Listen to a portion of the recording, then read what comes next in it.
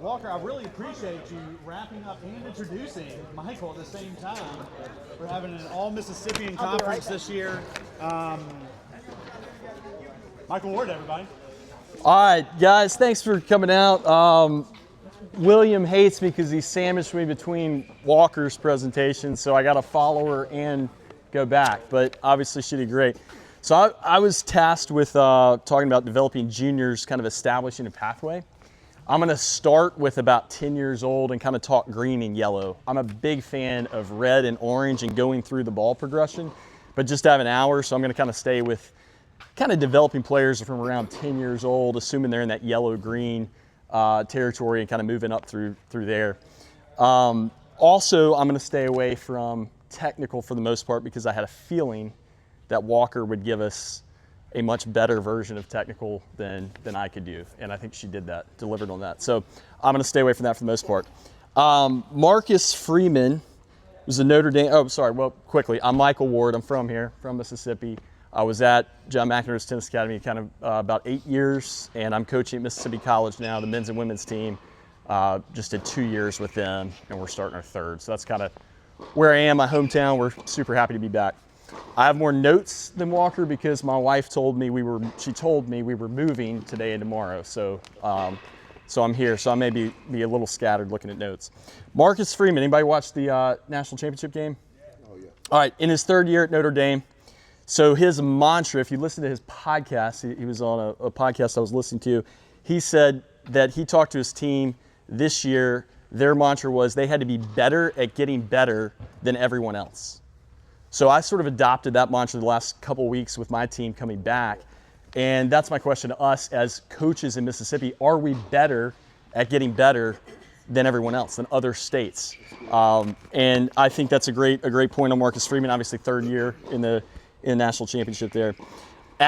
In New York, working with John and Patrick for 8 years, and just being a New Yorker, I realized quickly efficiency is king in New York, in Manhattan. And if you're not efficient, New Yorkers will be very quick to let you know that you're not efficient or you're not doing a good job. And charging $350 an hour for a tennis lesson, your kids have to get good. They've got to get good quick. And if they don't, they'll go to somebody else. So I think results they matter. If we're winning, if our kids are winning, that matters. And we should push ourselves in that way. So what I want to do is split groups up. Go ahead and get in a group of about 5. Pick somebody. Stand up, get friendly with a couple coaches. Let's get in groups about 4 or 5. Pick a spokesperson. I'm not a like sit down and listen to me. You guys get up and get moving. You're going to be a part of this. I want you a part of this with me.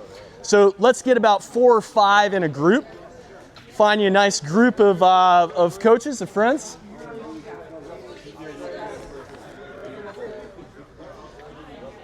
All right. We got a group. We got groups. This guy's coming over. All right. He's joining. Okay. I need a leader for each group, a spokesperson for each group. All right, a leader for each group. Give me a spokesperson for each group. All right. Nice. Now, here's the thing. I think he's bringing a whiteboard, but we'll figure it out, or something to write on, but we'll figure that out.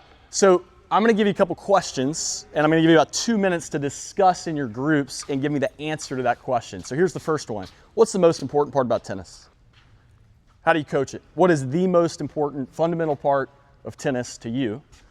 Discuss it. Let me know. About a minute and a half.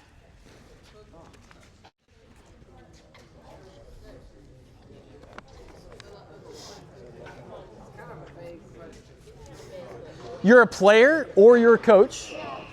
You're a player. What is most important to you as a player, or you're a coach? What is most important that you teach your kid? 10 plus.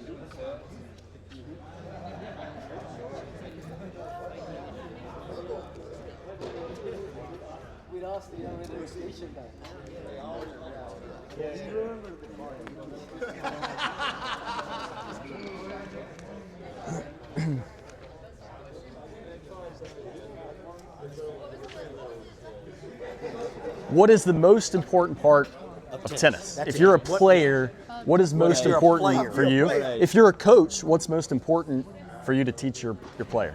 How do you develop them? What's most important to you? Player or coach? About 30 seconds. Yeah, or if you were a player, what would be most important to you as a player? Yeah, like what's gonna help you the most? What's gonna help you win?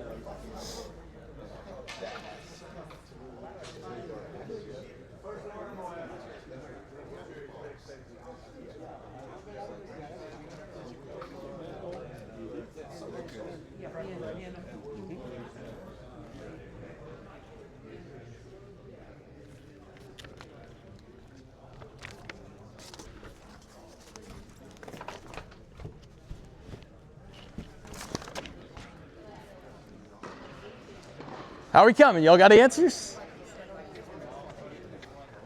Need more time? You guys are ready. I knew it. Ready? Yeah. Ready? Ready?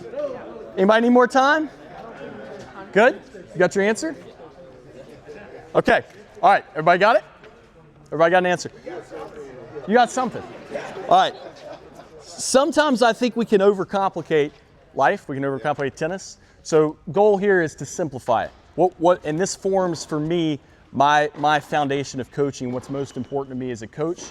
So let's go through the list. Who you guys are first. What you got? Who's my spokesperson? The important thing is being able to rally. Okay, being able to rally. Being able to rally. You were the same way. We had 5 different answers, but we came out with communication's got to be social and has to be fun. Okay, communication, social, fun. So we got to be able to rally. Wow, here we go.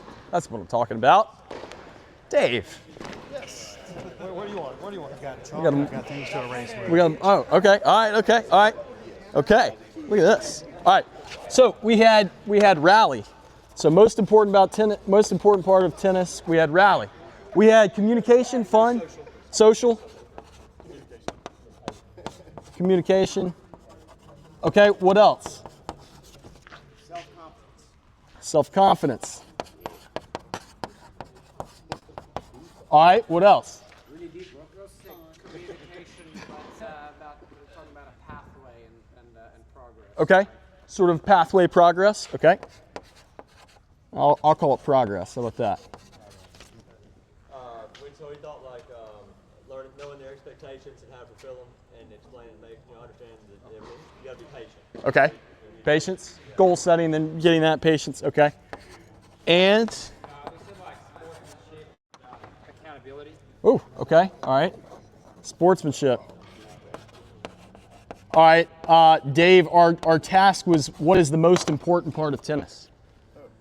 And we've come up with these answers. All right, I'm going to go closest. I think these are all incredible answers. And again, my framework here is sort of developing about the age of 10 on to whether that's collegiate or professional level tennis. That's what I've spent the last 12 or 13 years doing. I'm going with confidence. I'm going to go with confidence. So I think we got a few self-confidences over there. So I'm going to go with confidence. I think it's the most important part of tennis. Now, we're gonna get into this in the presentation on what confidence is and what the definition of that is, because that might change a little bit from what some of us think. Now, I've got one more question for you, and then we're going to talk about confidence. What is the difference between practice and competition?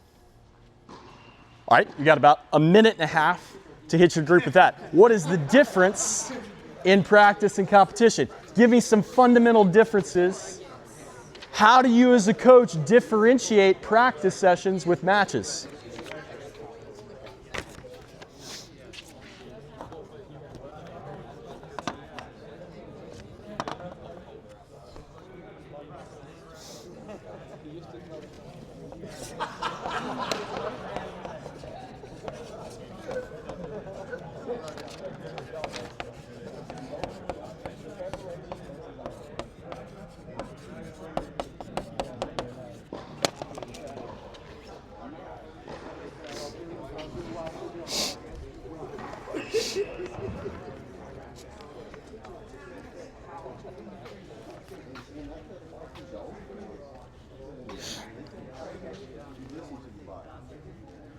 You guys are done. All right, 30 seconds. The Ray Sahag group is killing it. 30 seconds. Come on, man.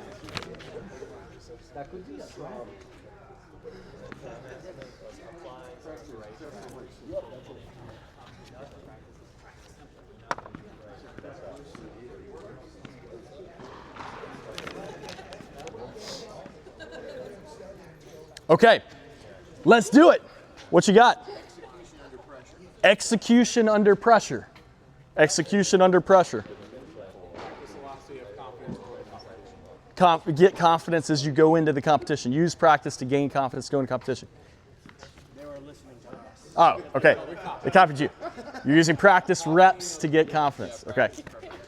So in practice, you think about how you're hitting the ball. In a match, you think about what you're going to do with the ball. Okay. More analytical in practice, thinking about how you're doing it. Competition, you just, okay. It's applying what you do in practice when you compete. Okay. And not being afraid to mess up. If you're trying to learn top spin, Ooh, love it. Push it. Yeah. We got a genius over here. Not being afraid to mess up, more creative in practice. I like it. Good. We got over here. Well, one of them was like learning how to deal with emotions. Okay. At different ages. There was another one. And then the difference is winning. Consequences. The consequences of practice. Okay. All right. I'm gonna tell you something, and there's gonna be 90% of you may disagree with me on it. I'm okay with that. All right. All of my college players hate this about me, and you very well may disagree with me on this. I coached a lot of players. Coached a kid who is currently second in the world for his age group in junior ITFs. Very good player. He was one in the country. Coached him from 5 to 13. At 13, when I moved from New York, I gave him a coach who I think is way better than me.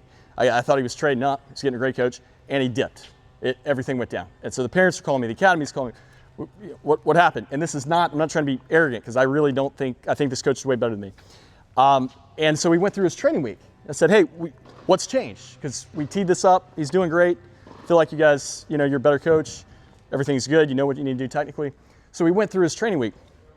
The kid, let's call him an 11.5 UTR. You can translate to WTN for me, maybe, whatever that is. Okay. So let's call him an 11.5. So he's the battle of, okay. So he's maybe 11.5. So we've got him in practice. I have him matched up only with coaches from 5 years old to 13. I only match the kid up with coaches in practice. Maybe a 13 level coach, but I only match him up with coaches. I never match him up with peers in practice. I never have him hit in a lesson with practice. I never have him play practice set with another kid. And the kid is just itching every day to train. What's my objective? How am I going to get better? How do I improve? He understands the difference in practice and competition because that's how we built him. He knows that practice is to get better, and he knows when he's competing, he's like my black lab that I used to have. He's like tugging at the lead, like he's itching to go play matches, right? So the kid is built for training, and he's built for competition. So when I left, the new coach, maybe I didn't fully realize, or he didn't fully realize that sort of was ingrained in this kid, and he put him against another 11.5 UTR 3 days a week in practice, and they're playing practice sets. They're doing hitting lessons together. And the guy, my kid can't win a match. He starts losing tournament. I mean, he's going from winning La Petite As, he's going from winning Orange Bowl, and now he can't win a match to save his life. So we go through his training week, and I tell the coach, pull the practice partner and go back to having hitting with the coach. Results go right back up. So for me, the difference in practice and competition too is he can't be worried about winning every day he's stepping on the practice court. He's got to be focused on improvement. He's got to be focused on very specific objectives. And the better the player, the more specific those objectives are. And then he's got to be focused on competition when it's time and when the gun goes off, he's ready to freaking compete. And you can't merge the two. They don't work that way, in my opinion. So how does that work even in college tennis? I don't let my players, they don't play challenge matches. They don't play against each other all out without conditioned points. And they hate it. I will tell you right now, they hate it. If you ask my players the thing they hate about me the most, it's probably because they would probably say I give them 15 rules every day. You can go play, my one player, my two player, yeah, go play, but here's your rules for the day. here's your condition points, and this is what you're focused on, and this is what you're going to work on. And at the end of the day, whoever loses that match has 5 excuses. Well, he only let me hit 2 backhands per point today. I had to run around and use my inside out forehand. So I would have beaten him without that, right? I need him to have an excuse built in.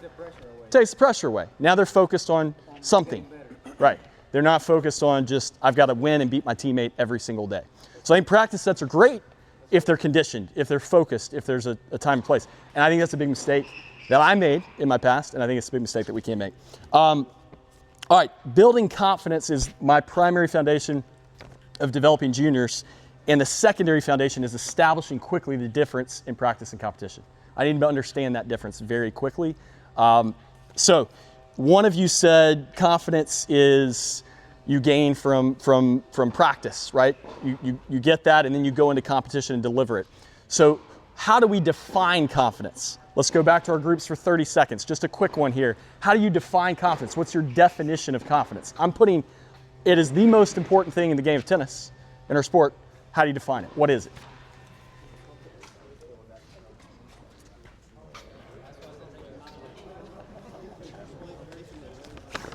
What's up? I'm not going toe-to-toe with you on technique. Thinking something different.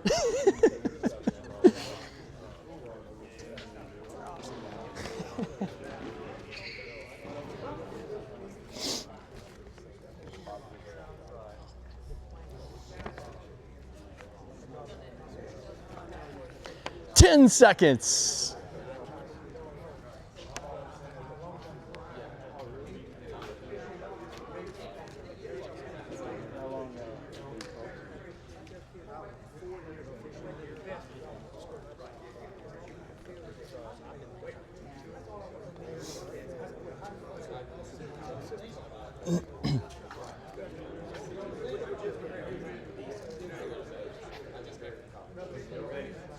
Ready? I hate to cut it off. Y'all are probably coming up with way better things than what I have to tell you, but let's start with the Ray Sahag group again. Okay, mind clarity for confidence. What we got over here? Repeating things so much where you don't have to think about it. Okay, repeating things so much you don't have to think about it. All right? Belief in your abilities. Believing in everybody's plan, play without worrying about the consequences. Ooh, I like it. All right, believing in your plan and not worried about the consequence. Process, not result. Okay? I'm following my game plan, the coaches and what we've practiced on. As long as I'm doing that, I'm fine. Love it. Okay, pretty much same. They like that. Okay, same. Feeling comfortable in your own environment. Okay, all right. Being prepared to be comfortable. Okay. So she taught me the first part of confidence for me, which is preparation, repetition, hard work, execute all the things that we just learned on technical, all the things that go into a practice session to get confident. That is a huge piece of confidence, preparation and the amount of work you put in. So you cannot discount that. But I also think there's a second part of confidence. And I think that comes more from a choice, making a decision. How many of you are married? Significant other? Ever had a significant other? Very lonely. Okay, all right. If you've had anyone like that, let's say when I first met my wife, and she was beautiful. I fell in love. I had all these feelings. I'm asking her out. I'm so excited. All the feelings are there. We've been married 15 years. I love my wife. She told me we're moving this weekend. We're moving this weekend. I love her. I still have feelings, but they're not there every single second. I'm not trying to be. Don't. You recording? Don't. But there's a framework. There's a decision there. There's a choice. I'm committed. I'm there. I got her. I'm committed for life to my wife. I love her. But that's not just a feeling, that's a decision and a commitment. And what we want to instill to our players is that confidence is not just a feeling. There are parts of confidence that are feelings. That's a piece of it, but that's not the whole puzzle. You've got to make a commitment and decision to be confident. And the way that I attempt to teach my players to do that is we define a working set of confidence like this. There is always a way to win a tennis match. Always. There is a way to win a tennis match. For anyone in the world, beat anyone, there is a possibility and a way to win it. How committed are you to finding that way? How dedicated are you finding that way to win? Well, that changes tennis completely. That is the most important part of the game to me. If you understand that and you're committed to that, all right, when we start to talk about technical, tactical, physical, mental parts of development, that encompasses everything. I have to be neutral. I have to have emotional control. I have to work on shot selection. I have to be, my technique has to be good enough. I have to be dedicated completely to figuring out a way to win a tennis match. And that's what I want to see from start to finish. Not worried about the result. Carlos Alcaraz, I still don't understand why he went away from the game plan after the first set on Djokovic. Like stepping back and returning serves and taking time, and then after Djokovic's injury, he starts pressing again. I don't understand, but maybe he's so focused on process over results that he didn't care. Like he's completely focused. I mean, that guy's going to swing. He's going to keep hitting. He's going to keep swinging. He's going to keep doing what he thinks he needs to do. I respect that. So I think that is a working definition of confidence. Now, those are the two most important questions to me. Once we understand confidence, we understand a working definition of confidence, we understand that there is a preparation aspect, that's practice, and there's also building confidence from positive results, that's competition. And that's why that secondary form of secondary piece of coaching is most important to me on establishing the difference in practice and competition. Because you get some of it from practice, that's a huge part of development, but you also get a lot of that from competition. Your tournament scheduling, your plan, how you coach in matches, how you prepare your players, your athletes for matches. So let's talk a little bit about that. Let's start with the developmental part on practice. First thing I like to do is set an environment for practice.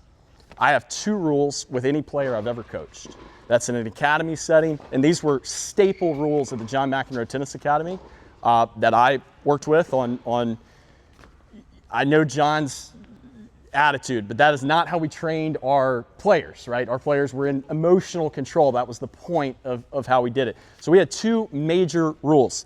Those rules were 1, no negativity in practice. Not possible. You can't, we're not jerks, we're not yelling, we're positive, we're always positive. If somebody was negative, just have a seat, take your time, or we'll see you tomorrow. No big deal, right? I'm not your parent, I'm your coach, you can't come and be positive. No big deal. No discussions. They understand the rules. Never once in 8 years did I have a player throw a racket in practice. They understood the difference in practicing and competition. They understood that when we were practicing, we meant business. And you're practicing good habits, which are going to continue over to competition, obviously. Second rule I had, if you hit a ball in the net, you got 3 seconds to clear it. All right? You got 3 seconds to clear it. Why would that be a rule? Any thoughts on that? And why do I, to this day, live and die on that rule? The action of just leaving the ball there is so negative. That is like they're suffering. They get tired of it, so they're gonna have people shaping the ball next time. Yeah, I mean, I can't take credit for this rule. Actually, Nick Boltieri can take credit for it, but I think it is the most genius rule because it teaches technique. A kid, you know how sick a kid gets of having to run up to the net? And I got a college kid come here from whatever country. I got my macho 18-year-old man thinking he's amazing, and I got him running to the net every 3 seconds he hits the ball. He hates it. He quits hitting the ball in the net pretty quick. That's one reason. Second, what's the consequence if they don't clear it in 3 seconds? I'll give them like a few days of, hey, remember, got to clear the net, and then after that, just to have a seat, or you didn't follow the rules, or no, I never run for punishment. I never do anything like that. Just I withdraw them from the practice environment if I ever have to make a correction. Practice is a privilege for me in junior tennis or in college, and if they're not following the rules or not giving 100%, then I just withdraw them from that environment. They're not gonna have the opportunity to get as good as their peers. So that's the first thing that we do. That has a technical component, but it also has that emotional control component. When we get upset is often when we make a mistake, and when you see kids, I got tired of seeing 10-year-olds and 12-year-olds hit the ball in the net and like make Oscar-winning reactions and watch that in tournaments and all the stuff. So it's just, you don't have time for that. You hit a ball in the net, they're brainwashed. I gotta go get it. So they're learning, they don't have time to make that negative reaction, which I think bleeds over into competition as well. Set the practice environment. I also usually have a board like this before a practice, whether that was an academy style, or if you're giving a lesson or you're in groups, or even in my college practices, usually I have the plan mapped out. So the player understands what is going to happen that day, and we've set a practice environment and a tone for practice. I think it shows preparation, and it shows the player that you're giving them very specific goals. I try my best to incorporate a technical, tactical, mental, and physical element to each training session. All right, so setting that practice environment I think is really important. Nick Bollettieri said if you don't enforce a rule, it's just a suggestion. So I think it's important that your players, our players, understand very quickly if you do have a rule, it's a rule. You enforce it. You don't have to be a jerk about it, but they understand it's a rule. The standard is high and they are expected to rise to that standard. I took tennis in my formative years from Walker and Ray Sayak, and the standard was high. And your goal, you had to rise up here. If you weren't good enough, then go do something else. You change the standard depending on the age? Or? Yeah, I think you keep the standard high for a 10-year-old and you keep the standard just as high as if they're a professional tennis player. I'm not changing my standards based on age or level. I'm just changing my instruction and my teaching and how I explain the concept to them, but I'm not going to change my standard. So, if they're a pro or they're 10 years old, I got 5-year-olds in New York that look like little mini tennis pros. They're hitting red balls like a pro. So I think it's important that you keep that standard for whatever level it is. All right, so technical, tactical, physical, mental. I'm staying away from technical. I already told you, not going toe-to-toe with Walker on technical. I consider myself a technical coach, but the only comments I'll make on technical are just a couple because I knew what she was going to do. One is I typically look at the ground first and try to work on stances, footwork, connection to the court, no matter what stroke. We certainly saw that here, and I guarantee you we'll see it if you're doing forehands and connection in what she's going to do next. So I think you can start there because I think it's very difficult as a coach to just look sometimes and see what's wrong, or if we can't assess what's wrong, how do we fix it? Where do we start to fix this? And oftentimes we run little experiments, and that's not efficient. Like if I'm going to make a technical correction to a player, I've videoed it, I've slow-moed it, I know what I'm going to do ahead of time, and I'm positive it's going to work. I don't want to be in their head like screwing with stuff. Like I want to know what I'm doing and have a plan before I do it. I always start from the ground up and then go. Get the stances, get the feet. I think you can correct a lot from that. I'll let Walker continue with technical because I know she's got a lot of good stuff there. Second thing, only other thing I'll say on technical, I try to first correct without saying anything. So instead of walking up to a player, getting them, like whether it's a college player or a 10-year-old or whoever it is, I don't immediately take them in a lesson or any other time and start fixing stuff and telling them all about their game and their stroke. I don't want them in their head. I don't want them analytical at that point. I want them to gain respect for me and trust. I want them to feel comfortable with our relationship. I want to give them 50 compliments and praise them before I ever say anything constructive about their game. And that's true for my college players or my 10-year-olds. I want to feel really comfortable in that space first. I think it's true a lot in developmental tennis because we have so many kids quit. And I saw that in New York a lot. You got a lot of kids coming through that are picking a different sport or quitting. That's sort of people don't stick with things. I need them to be engaged and to love it. I want them to be just dying to come back to play tennis. So that's a big point for me. Examples of that. Where are my hitters over there? You guys ready to get fired up? Sorry, talking way too much. All right. So here's an example. Let's say. Let me think of an example. Oh, thanks, man. Let's say that. Now I haven't met you, Ward. I'm Michael. Nice to meet you, man. I know this guy. I've seen this guy a few times. So let's say that Philip is slicing his backhands on the run. Super common thing I saw with a good develop, like let's say it's a good player, but they're in the developmental stages, right? Maybe they're 10, 12 years old, and they haven't learned how to run out, and they've got a backhand weakness that can be exposed, and they just go to the slice. They call, we're mad because we think they're being lazy or whatever, but maybe it's just a knowledge thing. They don't know what to do when they get over there. So instead of, if I'm seeing that and I'm observing that, instead of just talking to them constantly about their stance and their feet, I think it's my job as a coach to pick that up and see it, and I'm going to try to feed some drills or some situations that make them self-correct. That's going to be my first plan to address something. If that doesn't work, then I'm going to go back, obviously, to a more analytical approach. So let's say if you're hitting some backhands, you can come over here. I'll just feed a couple of these. But let's say he's hitting like I said, only slice backhands, and he's not comfortable running out here. We'll start you about over here. He may not be super warm. Your only rule is you can't slice, so don't slice the backhand. All right, so notice his stance. What happened? Pretty good. Let's try it again. All right, my feed wasn't good enough, so my feed was here, so he got planted with his right, and he's hitting off this leg. We obviously know where the ball's going to go and what's going to happen. First one he did right. Maybe I fed it a little better. Okay, right? So if we want him to make him hit an open stance backhand, we want to make him on the run, plant that left foot and go, then I don't really have to tell him anything. I mean, I've seen him slicing, he's playing, he's losing sets. I'm watching his tournaments and he's losing because he's getting beat up off the backhand corner because he's only slicing.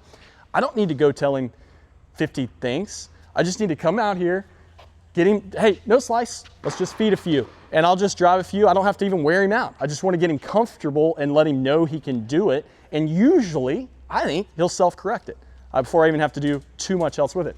Now then we might have to get Walker involved. I might send him to Walker after that to fine tune it a little bit. We might have to get him to work on, you know, a medicine ball type approach to get him to load and swing and do some things. There's obviously a lot more that could happen, but just a small example off the top of the head.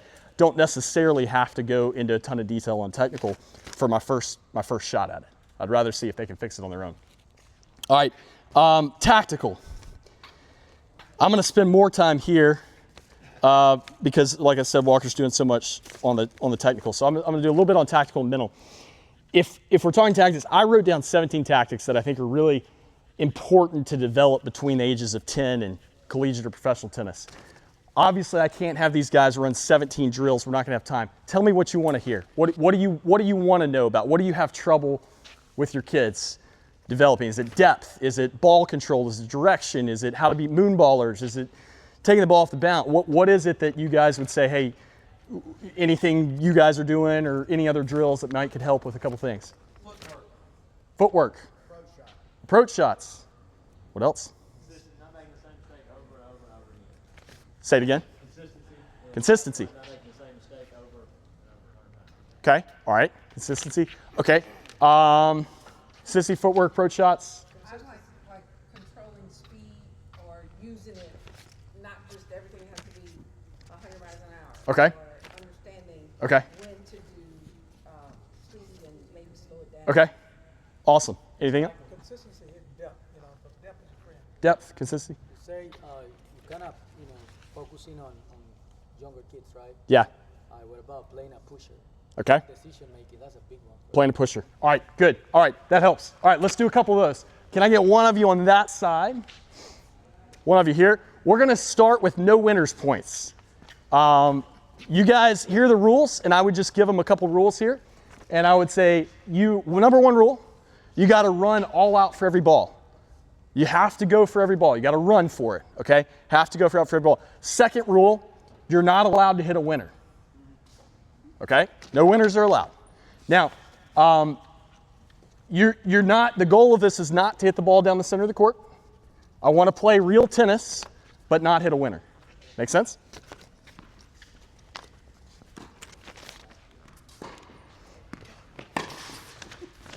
Poor guys, didn't even get a warm-up. Oh boy, oh boy, oh, whoa, whoa, whoa. We got second ball bounces and all sorts of stuff. All right, let's try it again. We're going one, or maybe it was out, so let's try it again. I would set this up as a game. Make it fun. Play to 7.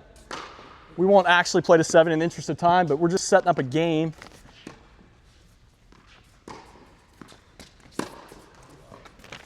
We're getting more. 3, 2, 1. All right, okay, all right. I'm torturing you. My players hate it too. All right, good. Last couple.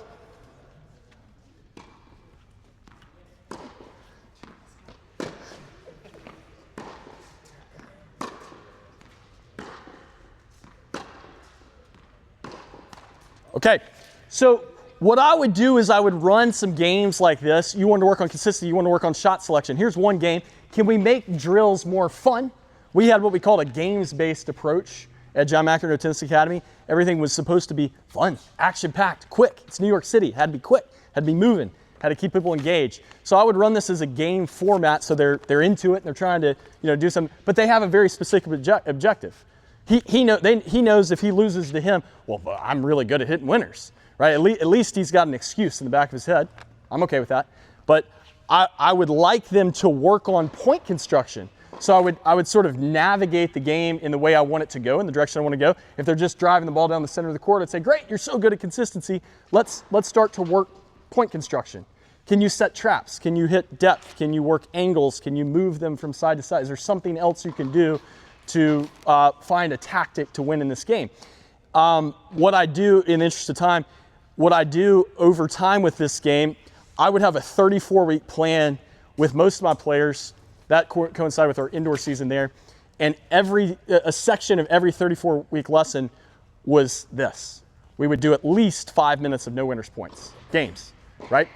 And every day after the session, I would ask the player, what's different in this and real tennis? I can't hit a winner. I hate it. I can't hit a winner. And I give this to my college guys, and they hate it. Coach, this is stupid. I can't hit a winner. I'm no good if I can't hit a winner, right? And I would ask him, okay, so no, but that makes sense. I get your frustration. And then the next week we would try it again, and we would try it again and try it again. And Summer Chandler. Summer Chandler was recruited by Carrie. She's at Tulane now. Summer was one of the awesome one of the girls we coached. And I remember when Summer, the light bulb went off in her mind. She was playing no winners points for probably 3 or 4 weeks and doing it, saying the same stuff. And about week 4, she does her 5 minutes of no winners points, and she looks great. I mean, it looks pro level. It looks awesome. And stop and ask her, what's the difference in this and real tennis? And they're sick of me asking this question because I do it every single session we have. And she said, nothing. I don't think it's that much different actually than real tennis. Good job. Time to move on. You've reached maturity as a tennis player now that you understand it's not a game of hitting winners. It's a game of figuring out how to force errors, right? So there's a lot that can be learned in a simple no winners games. Yes, you're working consistency. Yes, you're working tactical stuff, but you're trying to figure out ways to get him to miss. That's the goal. And we're tracking those forced errors, those unforced errors. We're not as concerned with winners. So that's something that I would say is very high level, and you can start at any age group that can rally. As Ray said, huge part, we've got to be able to rally. Once they can rally and we can get the ball moving a little bit, we can have some fun. So I would start with no winners, and again, I take it all the way up to my college level players. And a lot of them, though they would strongly disagree with me, need to be retaught on how to play points. They can hit, they're way more athletic than me, but they don't know how to structure points a lot of times. Or they would be at Ole Miss and I wouldn't get them. So with high-level players like this, when we're playing this game and they get an approach shot, what's the play to hit it right back? Yeah. So, okay, good question. So a lot of times with my college guys, I will progress it, and then I'll let them, hey, anytime you drop the ball inside the baseline, now you're freed up to hit a winner. Or if you make it to the net, you're freed up to hit a winner. So you can obviously tweak it and advance it with the level. I'll torture them a little bit before I let them do that, and then I'll give them the opportunity to maybe free up the service box. Me and David do a variation of the game. It drives them crazy. So you put 2 people there, you take the alleys off, and now this person has to figure out how to win a point. Yeah. And they hate it. I think that's a good one too. All right, let's go with, I'm going to give you this to hold, to keep. Woo, Walker. Can you do that hour again? All right, I'm going to put these 9 feet inside the baseline. So you're just going to take 9 steps. Just 9 steps like that. And this is a pretty fundamental drill. I would say I have some element of this built into every week of training, whether it's a 10-year-old or a college player. So we're starting to work on depth now. Again, I'm not necessarily starting and talking too much in the beginning about loading. I'm not talking too much about extension. I'm not even talking about net clearance. I'm just trying to see what they got and what they can do. And then I'm navigating and steering it kind of in what I think they need to do. So the goal is, let's say we play a game to 21. You count his, he counts yours. It only counts every time it lands between the baseline and the ball. All right. So you're working on depth, obviously a little more height and net clearance.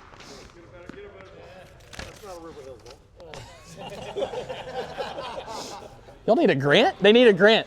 They need a Mississippi tennis grant for tennis balls. So that'd be 1.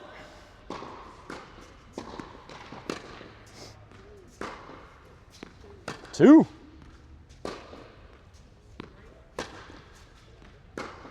All right.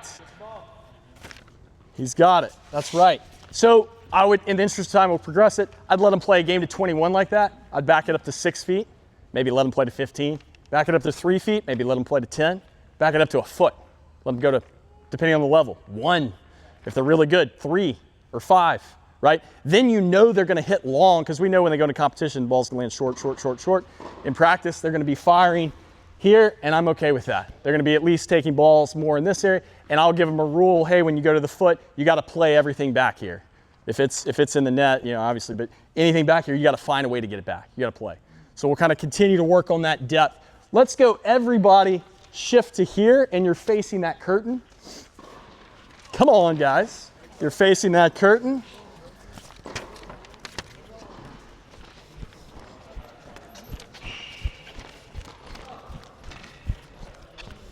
All right, you can go that side too for a minute, man. Thanks, dude.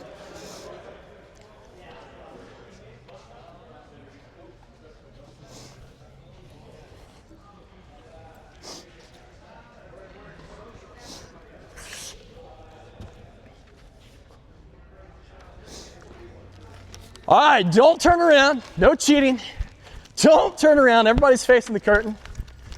All right, when I tell you, there's gonna be 3 balls placed on the other side of the court inside the baseline. Your goal is to turn around. When I tell you, Cleon, I'm gonna remember that when you're officiating my match. You got just quick, off the cuff, you're gonna turn around and you're gonna tell me how close the ball is to the baseline from left to right. Feet or inches. All right, I'm just gonna pick a couple since we have a lot of people out here. All right, who wants to go? I got any volunteers? Who feels good on that? Robert Russell. All right, come on, Robert. How close is that ball on the left, middle, and right? Robert's gonna give us an educated guess here. I'm gonna give you 8 inches on the left. 8 inches. I'm gonna give you 6 feet in the middle and 3 feet on the right. Okay, Robert's got 8 inches, 6 feet, and 3 feet. Who else? Do I have another, come on, man. Here he comes. Give me those young eyes. Can I use the metric system? Give me some inches or feet.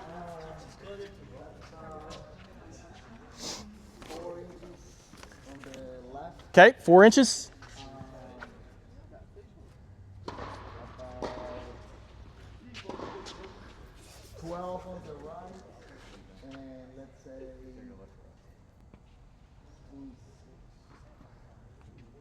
Give him a number, man.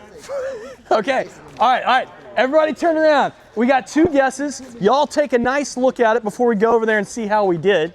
Everybody can take a guess for themselves. We got a few brave souls who got their guesses out there for us. What do we think? 1 foot, 6 foot, 2 foot. 1 feet, 6 feet, 2 feet. Minimum 9 in the middle. 4 feet. 4, 9, and 2. 4, 9, and 2. Shall we go get our grade? Let's see how we did. William's got a really good angle over here.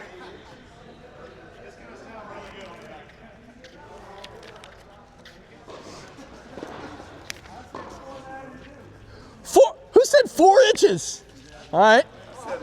1, 2. 7, 8, 8.5. 8.5, 4.5 maybe. That's not 4.5. 2 feet on the 2.5? What kind of shoes do you have? 12.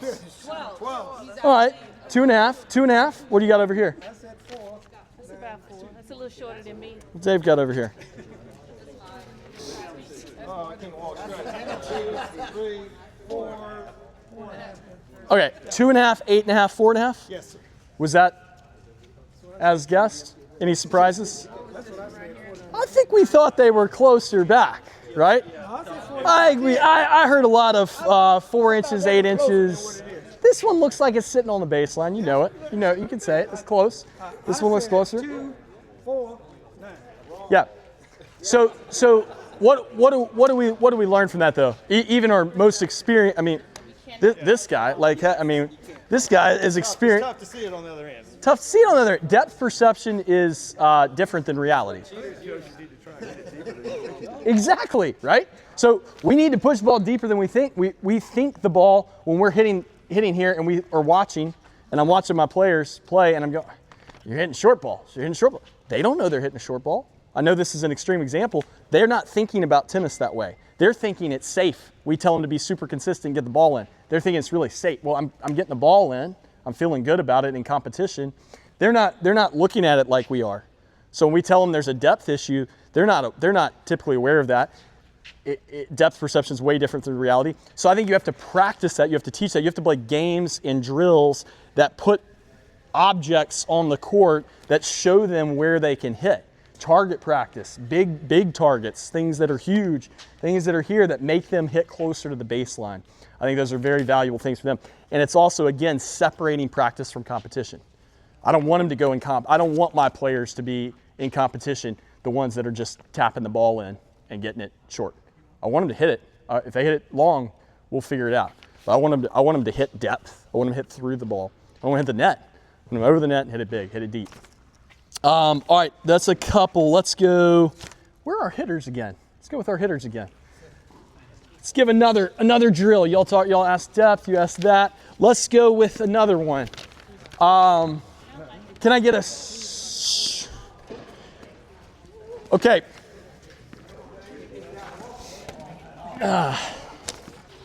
10 minutes.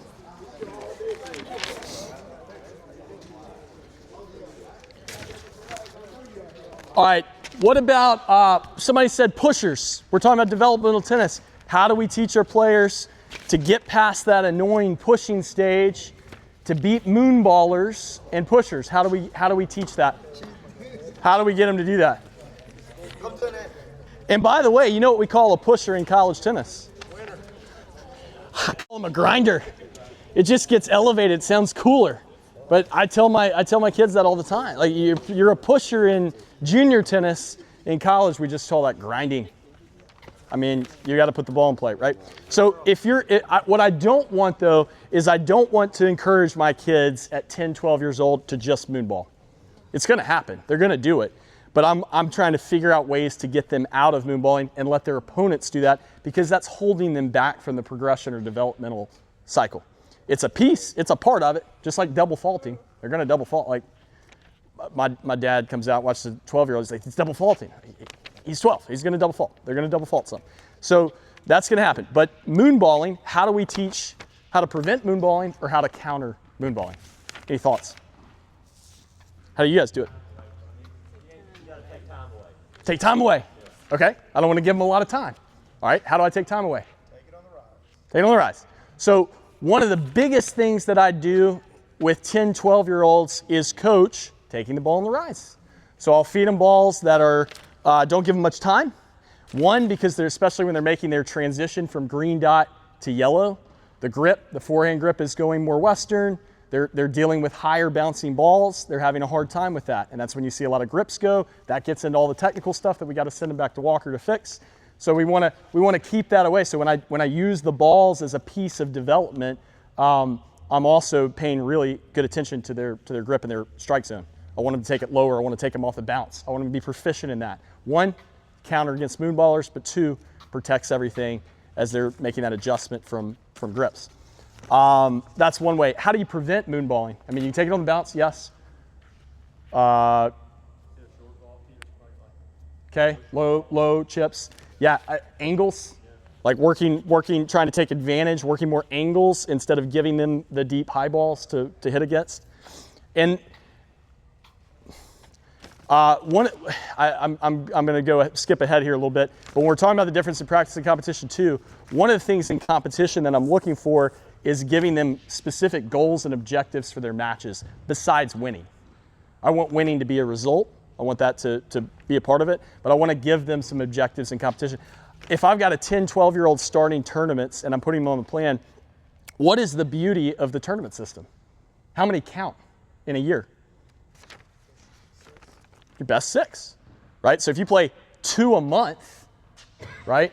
I mean, you've got a lot of tournaments to go to choose from, and you can pick your kind of your top 6. So I use that to take pressure off kids. I always have that conversation with them when they're playing tournaments, because they typically go from practice to competition, and they're going to compete, and they're, you're seeing disaster, you're seeing them quit, or they don't like it.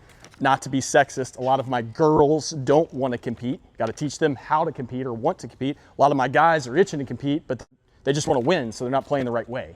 So I want to give them specific objectives for play. If you only take your best 6 or your top 6, it should take some pressure off. Other thing I do is I tell them to delete their UTR account. I tell my college players to delete their UTR account. I don't want them to look at UTRs of opponents they play. I don't want them to look at the Power 6 spreads of college teams we play. I don't care. I don't look at it. I don't need to look at it. I don't do it when I'm recruiting. I mean, I may see it. Somebody may send it to me. I don't need it. Don't want it, and I definitely don't want my players in their head on UTRs. I don't want them thinking, should I play this tournament? Are the UTRs high? How is that going to impact me? How is a college coach going to look at me? That's too analytical. I need them to want to go play and win and believe they can beat anybody. I need them to be confident. So I would suggest that, not getting caught up in UTRs, not getting caught up in setting measurable objectives there.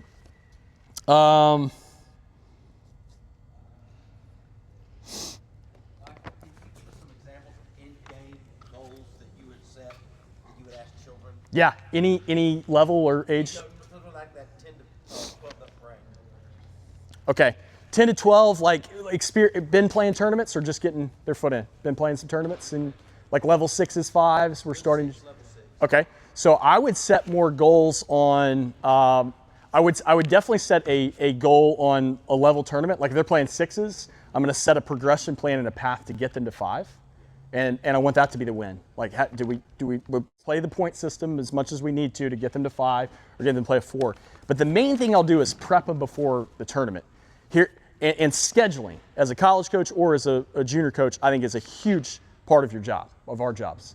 I think scheduling is underrated and a massively important part of the job. So if I did tournament schedules for all my kids, and if they're playing well and I'm feeling good, then I'm pushing them up and I'm prepping them for that tournament. If like the kid that I just mentioned earlier that's 2 in the world for his age group, if he was playing really well, then I'm putting him in a higher level. At 13, we got him in, I don't know, it was a grade 4, I think, but we got him in a high level ITF, and it was just, we shipped him down to Mexico and had him play. Found one where I thought all right, this is gonna be less competition, but it's a big tournament. If he wins, it's huge. And we sit him down there when he was feeling good and playing good. He won the tournament. He's 13, beat all the 18-year-olds, he won the tournament. Well, now he comes back, talk about confidence as a feeling, the guy's feeling great. Then he had a few bad events, shipped him right back down. Let him get some tournaments at that were local level in New York where I knew he's gonna get wins. And my thought on that is you can't turn a win into a loss. A win is a win. And winning is you need to win. We need to teach them how to win. They gotta win. They gotta win to stay hooked. They gotta win to stay engaged, involved. So I think it depends on what you're doing. But if we've got a tournament where I feel like they're going to win, or I can send them in this level 6 and they're going to win, then I'm putting objectives like tactics. I'm putting in emotional control objectives, shot selection objectives.